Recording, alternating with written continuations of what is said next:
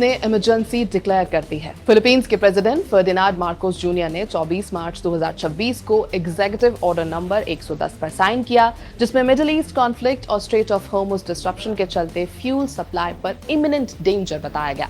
दूसरी तरफ ईरान का तेल पश्चिमी देशों तक नहीं पहुंच रहा और ना तो अमेरिका के पास और ना ही अमेरिका के साथियों के पास। इस सब में ईरान ने भारत के साथ निभाई है पक्की दोस्ती। कैसे? आज बात इसी पर। नमस्कार, मेरा नाम है श्वेता शर्मा और आज बात दो भाइयों की, ईरान और भारत। वेस्ट एशिया में बढ़ते कॉन्फ्लिक्ट के बीच इंडिया के लिए एक बड़ी डिप्लोमेटिक रिलीफ की खबर सामने आई नहीं है।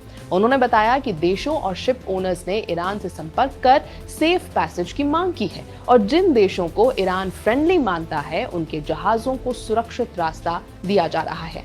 अरागची ने इंडिया का नाम लेते हुए कहा कि चीन, रशिया, पाकिस्तान, इराक और भारत जैसे देशों ने कोऑर्डिनेशन किया। उन्होंने खुलासा किया कि कुछ दिन पहले भारत के 2 शिप्स इस स्ट्रेट से सेफली गुजर चुके हैं और तो और भविष्य में भी ये व्यवस्था जारी रहेगी, इवन आफ्टर द वॉर। हालांकि ईरान ने यह भी साफ किया है कि एनिमी कंट्रीज यानी दुश्मन देशों के जहाजों को एंट्री नहीं दी जाएगी। अरागची के मुताबिक यूएस, इजराइल और कुछ गल्फ देशों के वेसल्स जो इस कॉन्फ्लिक्ट में शामिल हैं, उन्हें स्ट्रेट से गुजरने की अनुमति बिल्कुल नहीं होगी। उन्होंने कहा, हम वॉर की स्थिति में हैं और अपने दुश्मनों के जहाजों को पैसेज देने का कोई कारण नहीं है। इस बीच ईरान ने हाल ही में एक पाकिस्तान बाउंड कंटेनर शिप सेलिन को भी स्ट्रेट में प्रवेश से रोक दिया क्योंकि उसके पास ट्रांजिट ऑथराइजेशन नहीं था। आईआरजीसी के अनुसार जहाज को वापस लौटाना पड़ा।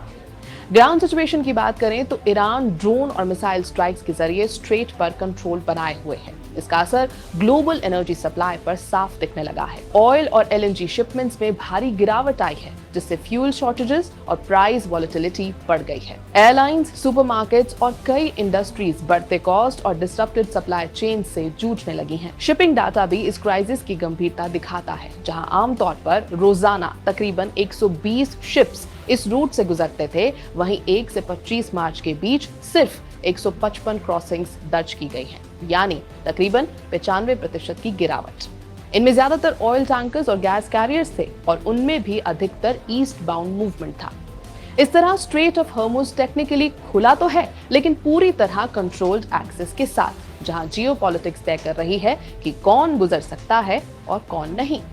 भारत की बात करें तो 2 Indian flagged LPG carriers pine gas और जगवसंत ने फ्राइडे देर रात स्ट्रेट ऑफ हॉर्मुज को सक्सेसफुली और सेफली क्रॉस कर लिया।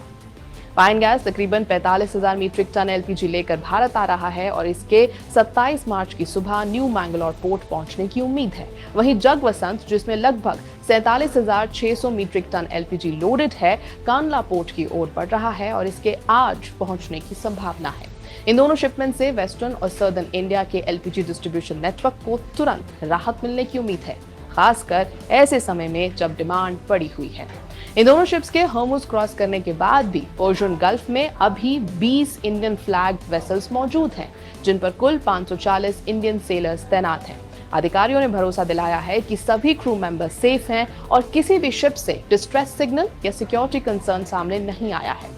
शिपिंग मिनिस्ट्री के सोर्सेज के मुताबिक सिर्फ ये 2 ही नहीं बल्कि कई अन्य एलपीजी टैंकर्स भी हॉर्मुज क्रॉस कर चुके हैं और अरेबियन सी के जरिए भारत की ओर बढ़ रहे हैं। इनमें गैस विजन, अनन्या, जगसागर और ईस्टर्न स्पिरिट जैसे वेसल्स शामिल हैं, जो 28 मार्च से 1 अप्रैल के बीच मुंबई, कोची और चेन्नई पोर्ट्स पर पहुंच सकते हैं। इन चारों शिप्स में कुल मिलाकर 1,80,000 मीट्रिक टन एलपीजी लोडेड है। अगर पाइन गैस और जगवसंत को भी इसमें जोड़ दिया जाए तो इस वक्त कुल मिलाकर 6 एलपीजी टैंकर्स भारत की ओर आ रहे हैं, जिनमें तकरीबन 2,70,000 मीट्रिक टन एलपीजी मौजूद है। ये मात्रा भारत के कई बड़े डिस्ट्रीब्यूशन जोन्स के लिए कुछ दिनों की डिमांड को पूरा करने के लिए पर्याप्त मानी जा रही है और तो और इससे तत्काल सप्लाई प्रेशर कम होने की उम्मीद है। स्ट्रेट ऑफ हॉर्मुज की स्ट्रेटेजिक इंपॉर्टेंस को समझना बहुत जरूरी है क्योंकि भारत का 60% से ज्यादा एलपीजी इंपोर्ट गल्फ रीजन से आता है और इस बीच ईरान का दोस्ती निभाना भारत के लिए अच्छी खबर जरूर